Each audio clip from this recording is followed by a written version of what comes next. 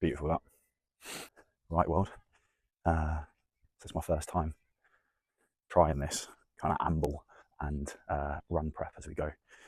I'm going to use this as a way to kind of document how I progress through my kind of plyometrics while I rehab this knee.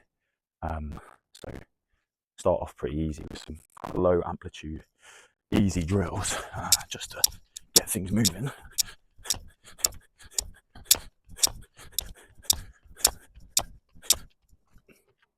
So yeah, just kind of like a bit of mechanics work. Basically there, not putting too much force into the ground or anything like that. Just kind of starting to move a little bit more quickly. Did a few mobility drills, some slouches, and like a lunge series in the house. So I kind of got my hips, spine, rib cage moving, bit of calf prep, and I was just adding a bit of speed. That was probably 5 minutes worth of work downstairs, so nothing much, but I just rolled out of bed. So now into a little dribble, just trying to stay nice and light on the feet, quick turn over the legs. I'm trying to limit how much trunk rotation I get, but I'm absolutely horrendous at that, so you'll probably see me twisting all over the place. But that's the goal, light your feet, quick turn over, pick the foot up, get it back down. Sweetie.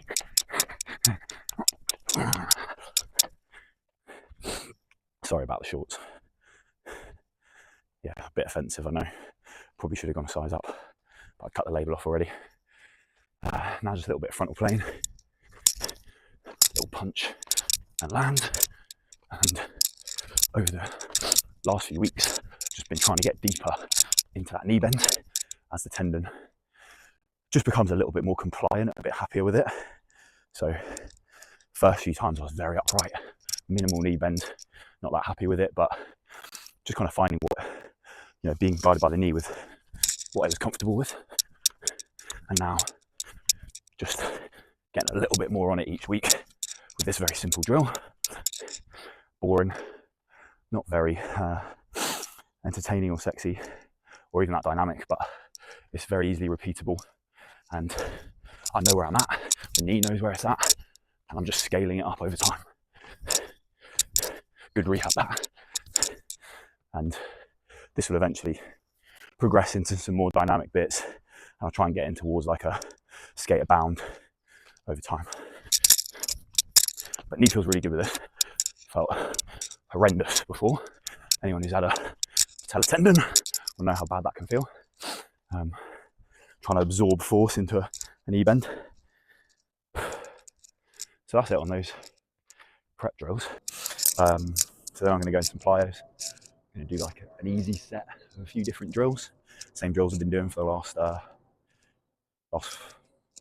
5-6 weeks, but just adding intensity. Again, the fact that these drills are repeatable and I know where I'm at, and makes it a much more kind of step-by-step driven process, which is easier to scale up or down.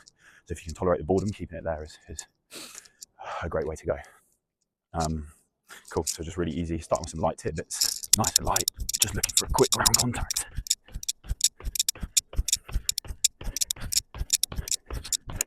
So nice quick ground contact, just trying to get off the floor nice and quick. I'm trying to pick the foot up in the air and actively meet the ground rather than kind of have this like toey jump going on. I'm just going to do that for a few different bilateral exercises.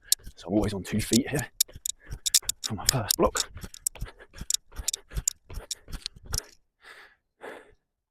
Just to start slightly lower intensity, nice and easy, as I kind of get used to putting a little bit more force into the ground.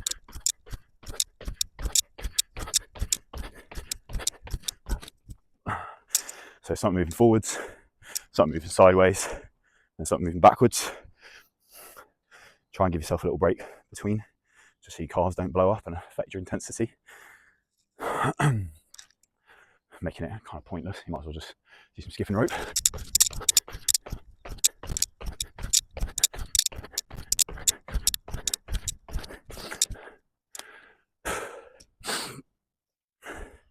So they're my kind of 3 bilateral exercises.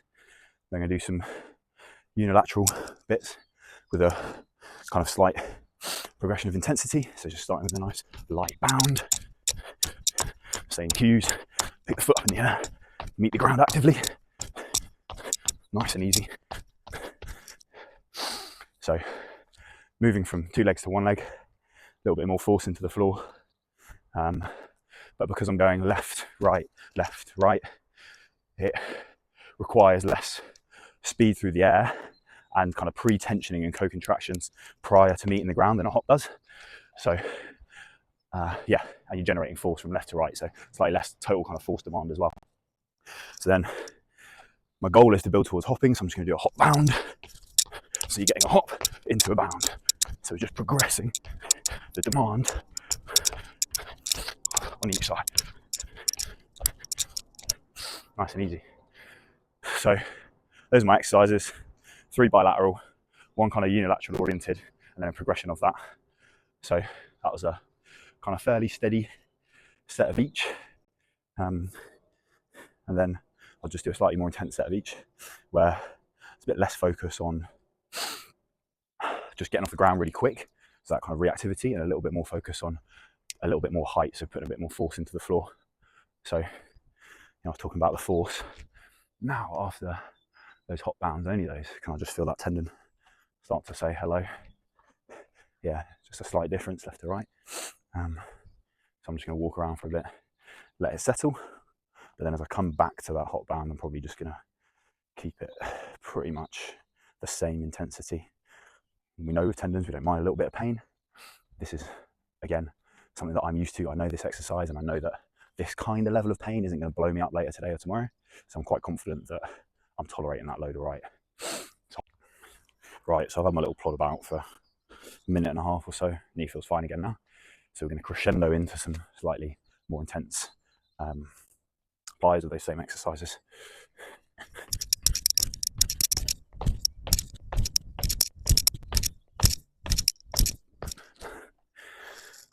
Give a slightly longer rest after doing something with a bit more intensity. Definitely feel I probably had about 2 months off doing this all together. I was doing some skipping and some very low amplitude stuff, but you definitely, the main thing, you can probably always produce this from a force perspective if you're still training and you're relatively strong, but it's the coordination and ability to execute the task well that just goes. That's the bit that I'm feeling at the moment, and that you'll probably feel in your journey.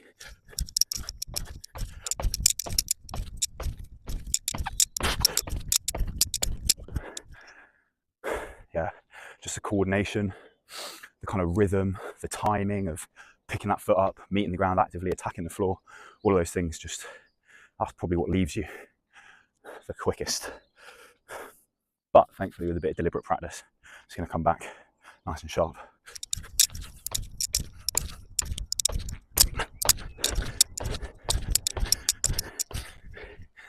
Spin's optional. Okay, backwards.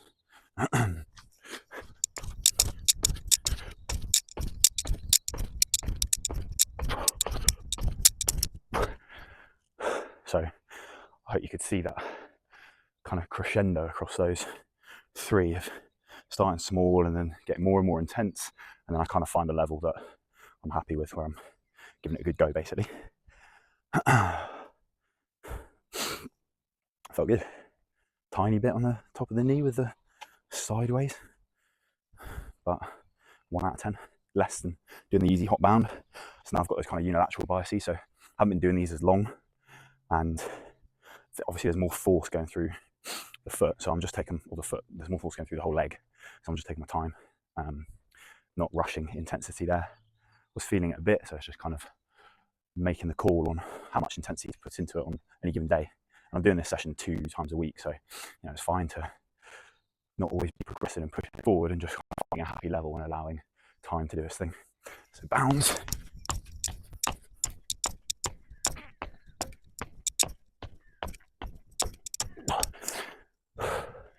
Again, feels pretty good. Just slightly more rest. So for me, I've done a few videos on this. Of my left side is actually the one that I struggle with plyometrically a lot more. I've had loads of ankle injuries and a surgery on that side.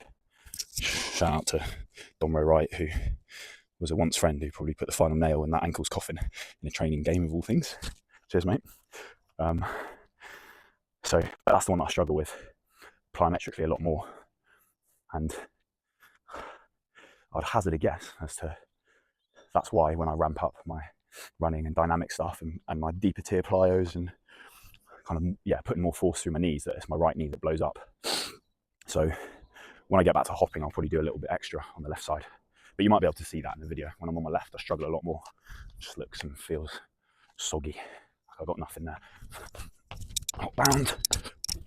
Just keeping it the same.